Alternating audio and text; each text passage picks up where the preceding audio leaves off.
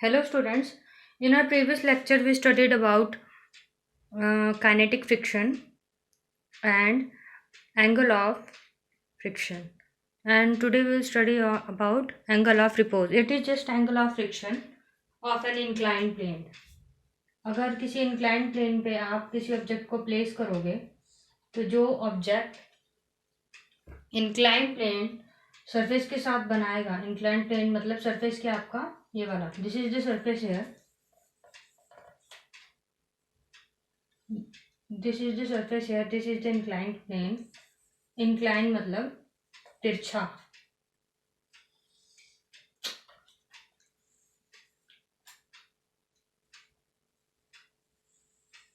inclined plane. An object is placed upon the inclined plane. Object, consider it a block here. Consider कीजिए कि एक block है यहाँ पे, ठीक है. तो एंगल ऑफ रिपोज क्या है हमारे पास? It is defined as the angle of the inclined plane at which a body placed on it just begins to slide. ठीक है, ये इंक्लाइंड प्लेन का एंगल होता है, that is theta, at which it is angle of an inclined plane at which just a body, just randana, at which a body placed on its surface just begins to slide. Inclined plane हमारे पास तिरछा plane है एक, जिसके ऊपर जब body place होगी तो वो नीचे स्लाइड करना शुरू कर देगी. जब इंक्लाइंड प्लेन है तो उसमें कोई एक्सटर्नल फोर्स की जरूरत नहीं है, ठीक है, बट फिर भी हम फोर्स कंसीडर करेंगे. ये हमारी नॉर्मल फोर्स आर होती थी. मोशन होगा जो प्लेन का, ऑब्जेक्ट का, वो टुवर्ड्स द सरफेस होगा.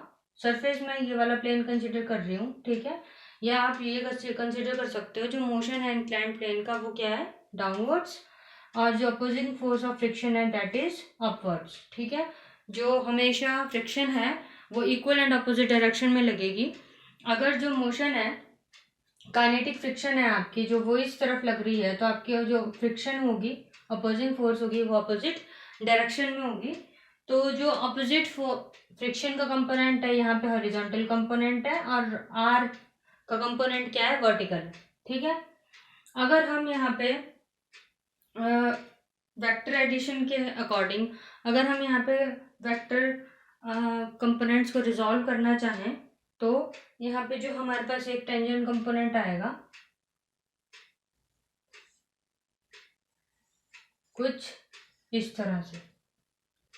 ठीक है, ये आपके पास क्या आएगा, tangent component, that is theta. ये diagram same angle of friction के अकॉर्डिंग है, बस इंक्लाइंड प्लेन है तो हमने थोड़ा डायग्राम उस हिसाब से लिया है. सिर्फ फर्क इतना है कि जो हमारे पास एंगल ऑफ फ्रिक्शन था हमने उसमें रेक्टेंगुलर कंपोनेंट कुछ ऐसे लिए थे. एंगल ऑफ रिपोज में हम थोड़ा डाउनवर्ड्स लेंगे क्योंकि हमारा जो मोशन ऑब्जेक्ट का वो हॉरिजॉन्टल नहीं है, अब वो थोड़ा टुवर्ड्स डाउनवर्ड्स है.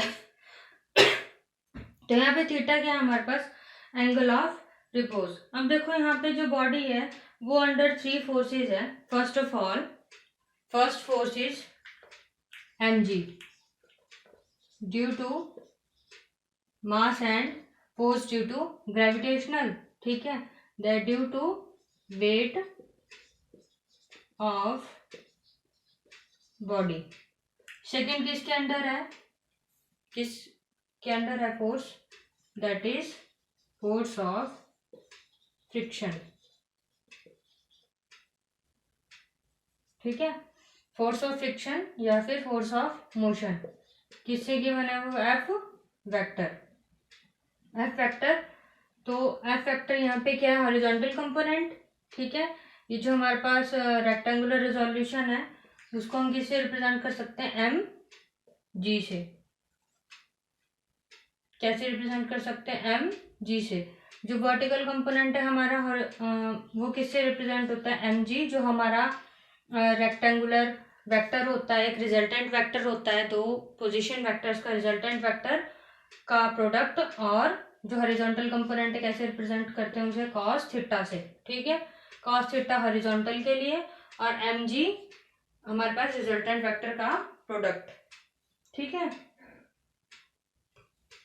और जो हमारे पास थर्ड फोर्स कौन सी है, नॉर्मल, किससे रिप्रेजेंट करते हैं, r।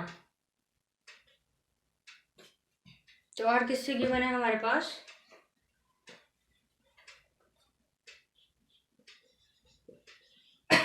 mg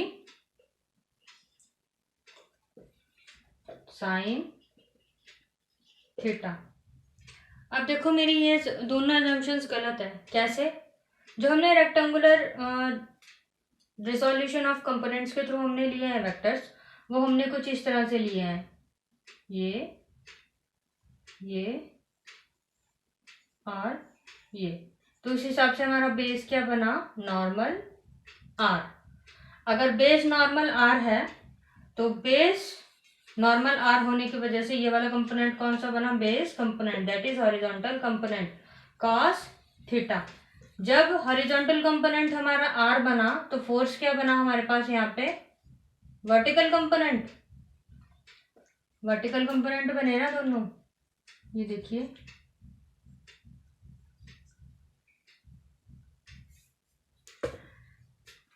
तो हम वर्टिकल कंपोनेंट को कैसे रिप्रेजेंट करते हैं, mg साइन थीटा। ये रहता है हमारा। हॉरिजॉन्टल कंपोनेंट को हम हमेशा कॉस थीटा से रिप्रेजेंट करते हैं और वर्टिकल कंपोनेंट के साथ हम साइन थीटा। mg यहाँ पे क्या है हमारे पास, रिजल्टेंट वेक्टर। तो ये हमारे पास इक्वेशन 1 आ गई, ये equation 2। Dividing equation 1 by 2, that is f upon r is equal to mg sin theta upon mg cos theta, that is tan theta। f by r किसके इक्वल होता है, म्यू r, ठीक है। अब यहाँ पे r क्या है,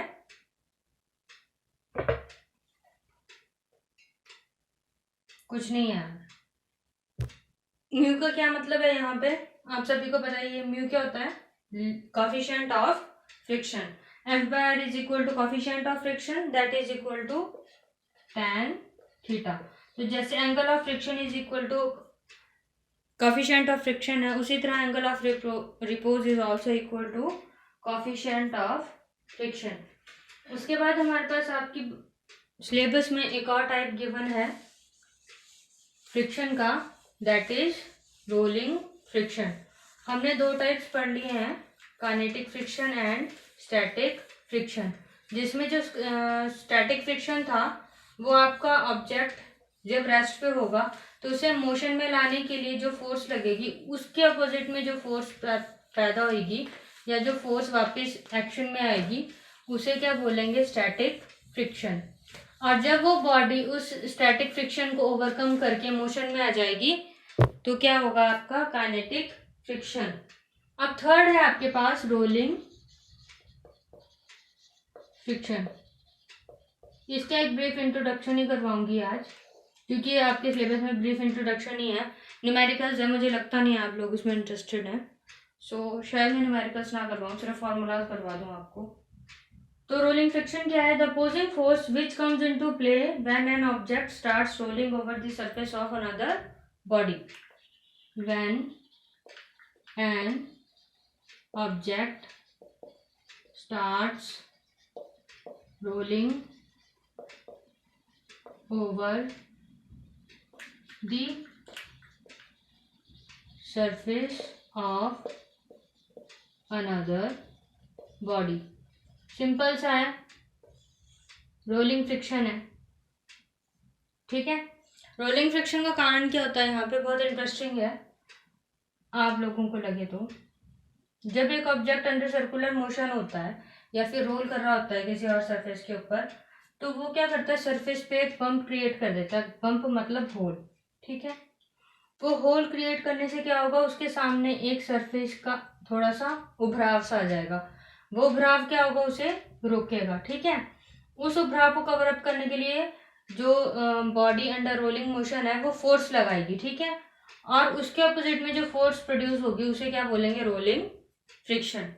कॉज ऑफ फ्रिक्शन है ये रोलिंग फ्रिक्शन का। कॉज ऑफ फ्रिक्शन क्या होता है रोलिंग में, कि कोई भी, क्योंकि सरफेस ऑफ कांटेक्ट बहुत ही कम होता है ना, तो ऐसी क्या चीज है जो रोकेगी, वो जो ये बम्प क्रिएट करेगी एक रोलिंग बॉडी दूसरे सरफेस के ऊपर, ठीक है। जो the coefficient of rolling friction is represented by mu are.